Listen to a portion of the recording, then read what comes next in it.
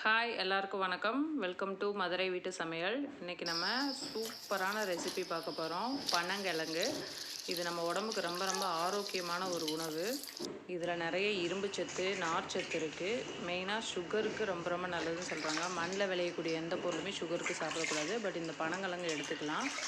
இப்போ இது எப்படி செய்கிறதுன்னு பார்க்கலாம். கிழங்கை வாங்கிட்டு மண்ணிலேருந்து விளையிறதுனால நிறையா மண் இருக்கும். நல்லா ஒரு 2-3 டைம் தண்ணியில் வாஷ் பண்ணி இது மாதிரி எடுத்து வச்சுக்கணும்.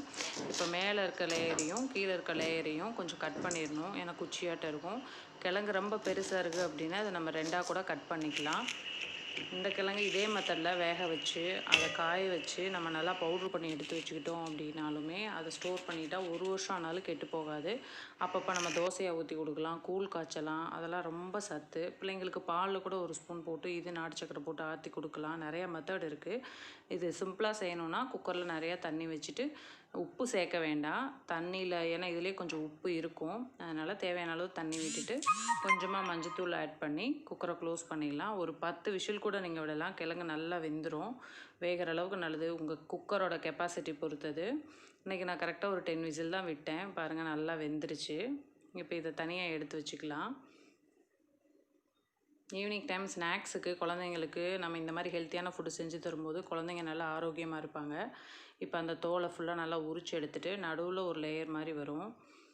அதில் லைட்டாக கத்தி வச்சு கீறி விட்டு பிரித்தோம் அப்படின்னா சென்டரில் ஒரு லேயர் வரும்.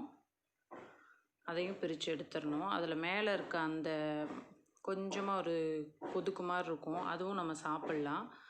எடுத்துகிட்டு அதுக்கப்புறம் கிழங்க தனித்தனியாக பிரித்து எடுத்து வச்சிட வேண்டியதான். இதில் நார் வரும். சாப்பிடும்போது நாரை உரித்து சாப்பிட்டோம்னாலே அது ஒரு டேஸ்ட்டு தான். நம்மளுக்கு ரொம்ப சூப்பராக இருக்கும். பழம் சாப்பிட்ருப்போம், நுங்கு சாப்பிட்றோம். பனைமரத்தில் வரையக்கூடிய எல்லாமே ரொம்ப ரொம்ப நல்ல ஒரு விஷயம். பனங்கிழங்கு நம்மளுக்கு ரெடி. கண்டிப்பாக நீங்களும் இதே மெத்தடில் வீட்டில் ட்ரை பண்ணி பாருங்கள்.